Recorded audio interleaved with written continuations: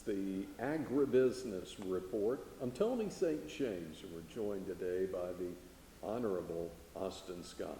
He represents the 8th Congressional District of Georgia, member of the Armed Services Committee and the House Ag Committee. Great to see you. Hey, glad to be here. Thanks for having me. Well, a lot going on right now in D.C., and I know you've been really busy. Not just watching what's happening in D.C., but watching what's happening back home. When we talk about the ag and the rural economy, is that one you're watching? Oh, absolutely. I live in it. I mean, I live in a little town, Chula, Georgia, and in Tift County, and certainly in all of the surrounding counties, agriculture is the beginning and the end of the economy. And so it is absolutely a big part of our day-to-day life, even outside of being a member of Congress. It's just where I live, that is the economy. So, one of the things we're concerned about, increased cost of fuel, increased cost of trucking, the ability to get crates and the materials to move fruits and vegetables, just from the farm to the market. We've got sweet corn is bringing about $6 a box being 48 on the farm, and wholesale's still in a $12 to $13 level, but the delta between what the farmer's getting and what it's being sold for is being consumed. The transportation costs and other things are being taken out of the farmer side of the equation, and so that's one of the things we're very concerned about and watching. We're hearing that really across the board in other industries as well, tied Sure. to the ag industry, but whether you're talking beef or Sure. anything like that. I put some pork back on the shelf this past weekend, and it's amazing how far it's moved up and how fast it's moved up.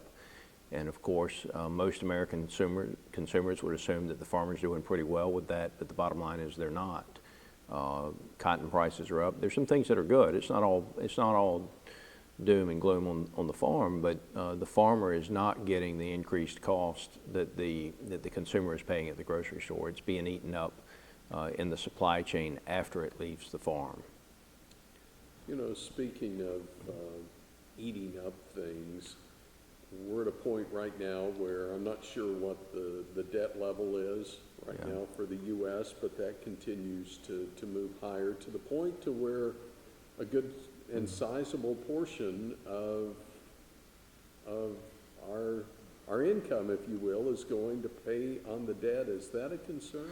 Absolutely. And so one of the things that has not been in the news much lately, but I think will become more front and center over the next couple of weeks, is that we hit the debt limit July the 31st. It was not set as a dollar figure. It was set as a date certain, and that was a mistake, I believe, that we made last year, and I'm guilty of making that mistake as well. I think we should have done it as a dollar figure, not a date, and it's just lessons learned the hard way.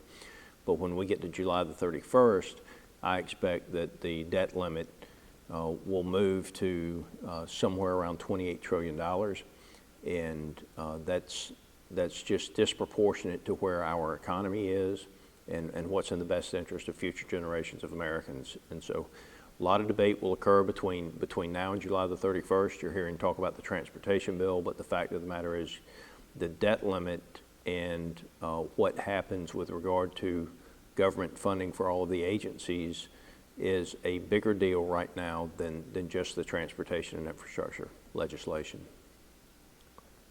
Does this at all tie into the fact of some of our debt? I'm not sure how much of it is owned by other countries as well. Is there any concern there? There is concern there, and you don't want one country to have too much control over your financial future, and unfortunately, the more debt that you have out there, the more susceptible you are to that. Most of the time when people talk about that, they talk about the amount of U.S. debt that China controls and has purchased.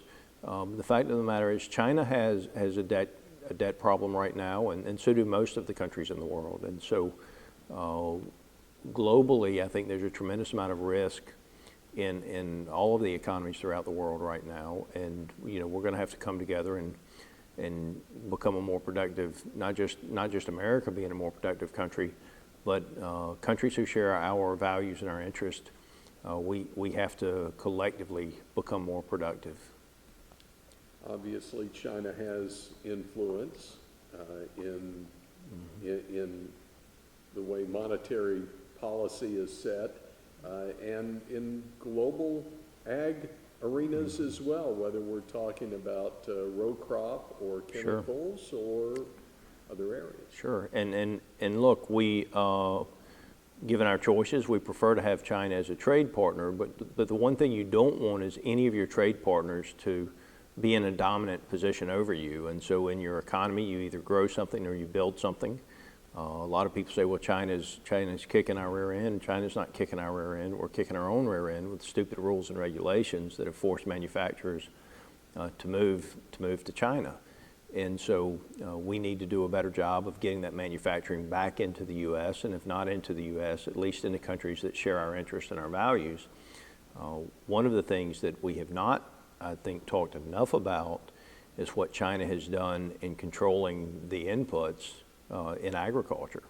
And so as you see, consolidation in the inputs that our farmers have access to, I'm very concerned about China's influence in the theft of technology, the influence that they have in the seed and the chemical business. I mean, the things that we use to grow the crops at the volume and the quality that we do inside the United States, I do not want that to be contingent on a supply chain that originates in China. And so one of the things that we've got to do as we do the research and the development of these new technologies in our university systems, we need to make sure that manufacturing production of seed and chemicals stays inside the United States. And we need to make sure that it's not owned by the Chinese Communist government, whether they do it through the purchase of other companies or however they do it. We need to make sure that we control our destiny with our inputs in agriculture. And there was also a recent ruling kind of rolling back something that USDA started just a few months back, right? That's right. In the COVID package that President Biden's package that passed in February, they put a provision in there, I believe it was Section 1005, and the way it was worded, Tony, they literally, as long as you were not white, again, the way it's worded is as long as you're not white, even if you're not a U.S. citizen, whatever you owe the USDA on a farm note, they were going to pay those notes plus 120% of the January 1 of 2021 balance. And obviously that's discriminatory, and I think the judge's ruling is correct. I appreciate the people who brought the suit. And if that precedent is ever allowed to be set, then you can expect them to do the same thing with home loans, student debt, any other types of government-backed debt. And it's not who we are as Americans to say that, the government's going to pay off your loans as long as you're not, a certain race. It's always good to see you. I know that it's a busy time for you. Thanks for carving out some time and coming to see us. Hey, thank you, Tony. Again, it's the Honorable Austin Scott, representing the 8th Congressional District of Georgia on today's Agribusiness Report.